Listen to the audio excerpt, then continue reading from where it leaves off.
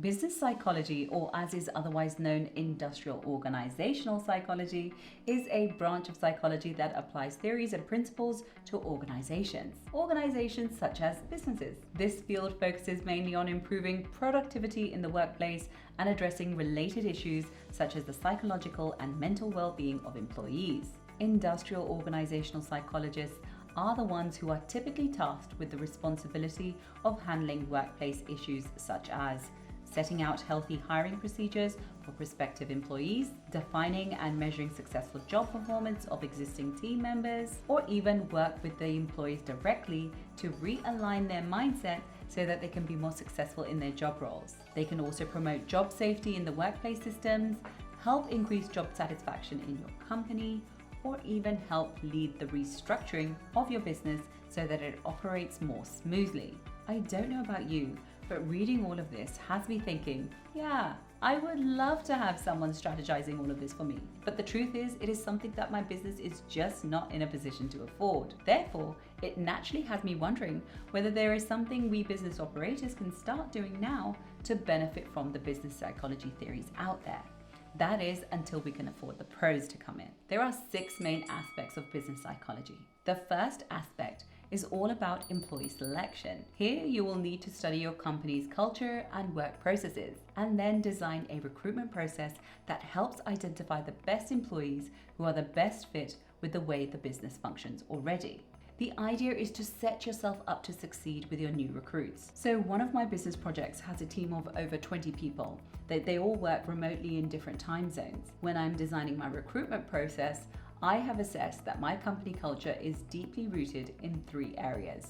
1, self-responsibility and time management. 2, transparency of work. 3, respectful teamwork. Understanding this about my team culture has led me to design a recruitment process where we ask each candidate to deliver a test piece of work, but we are conscious not to issue a deadline. What I find is that the most self-motivated candidates always stand out when they return a high-quality example of their work quickly. I like to go one step further and ask another team leader to join the interview and share their feedback. If I notice that the candidate cannot respectfully collaborate with others other than me, I get to assess the fact that they aren't quite a right fit from another angle. What can you do to design an employee selection process that better fits your company culture and work processes? So, you've your employees selected. The second aspect of business psychology is training and development. The idea here is to analyze and define what types of skills are necessary to perform the specific jobs in your business. Once you have built that picture, it's then all about developing employee training programs that build those skills up in a team in a lasting and meaningful way. Say, for instance, you have 5 different job roles in your company. The idea is that you list all the skills you need for the people who ideally fill those job roles. This means putting together a list of not only practical skills such as Excel proficiency or graphics design, but also the more nebulous ones such as conflict resolution or time management. Now that you have a list for each job role, you can design training modules for the most important, if not all of the different skill sets. What this allows you to do is save precious resources of having to train new recruits individually. By investing in designing an employee training and development program, recruitment and assimilation of the new workforce into your business functions happens effortlessly with minimal disruption to the company workflow. For me, I'm currently at the point of testing different training techniques. Using video walkthroughs and checklist orientations have definitely helped, but truthfully, I haven't quite got the development part of this aspect down. I think being a smaller business, sometimes we're so driven to get the team members recruited and the work done, we forget that they need to develop their skills too. Otherwise, they will stagnate. I think a good idea would be to maybe develop a tier of skills for every role so that if an employee is placing low in that tier, we can have different training opportunities that can build up on their skills to move them up the tiers. This has really got me thinking. I guess as their skills are developing, the skill level of the whole workforce is rising. Who doesn't want that? What can you design in your business to standardize and deliver better training and development of your team? This links nicely to the third business psychology aspect, that of performance management. Aside from functioning as a team, employees have their own individual roles and targets. This is why organizational psychologists in the area design proper techniques and assessments to find out if employees are performing. An example of something some larger businesses use would be the balanced scorecard. The balanced scorecard measures the percentage completion of projects and turnaround time of workload in alignment with the employee target. The scorecard also provides a comparison of their previous year's performance. This motivates the employee to keep their pace and form their own individual strategies to improve on or maintain their previous performance. What I like about the idea of providing a systemized performance management system for your workforce is that consistent performers can be identified and supported rather than basing our impressions on management bias or whims. We might think we're too small to make this effort, but I couldn't disagree more. Hard data and real-time reporting are like liquid gold for smaller businesses. These performance management systems allow us to use our limited resources to focus on generating revenue rather than manually trying to track our team's performance. The system does that for us, and the data triggers us when we need to act on something. How would a performance management system help your business?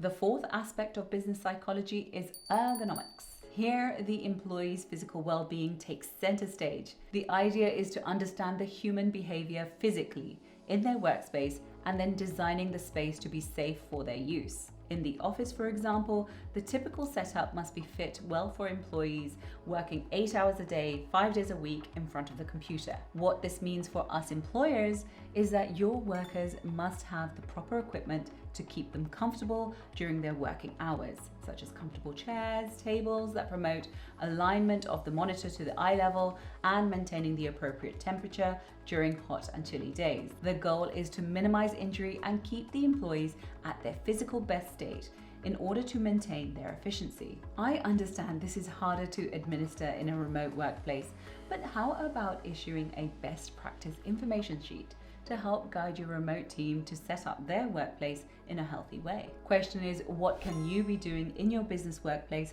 to have a better physical well-being impact on your employees' workday? The fifth aspect of business psychology is work-life satisfaction. This area focuses on maximizing the productivity of the workforce by enhancing employee satisfaction. When industrial organizational psychologists focus on this aspect of business psychology, they look to find ways to make jobs more rewarding or develop programs to increase the quality of life in the workplace. Proven examples of employee satisfaction include creating a space in the office for playful experiences and creativity, rewarding team members for big wins, increasing communication and making it more authentic when you do, prioritizing employee health and wellness with exercise facilities or healthy food options maybe, mixing up the routine with a team break. It could be an afternoon out of the office, even a weekend escape. Question is, what can you do to improve your team's satisfaction at work? The sixth and final aspect of business psychology is organizational development. The main focus of this area is to use industry changes, market changes, and technological advancements to orchestrate developments, improvements, and strategic changes in the business structure and processes. It goes without saying that the consumer market is forever changing, meaning that any business that wants to stand the test of time needs to make organizational development a continuous process and priority. There are 3 types of organizational changes. 1, reactive changes to the changing world around the business. 2, operational changes, which is all about new systems, structures, technologies, and procedures. 3, strategic changes, which is concerned with broad, long-term organizational issues. Business psychologists focus on organizational development to get better and better at preempting changes that the business can do to stay ahead of the curve. I'm sure you can appreciate that every time consumer or market behavior shifts, there are those businesses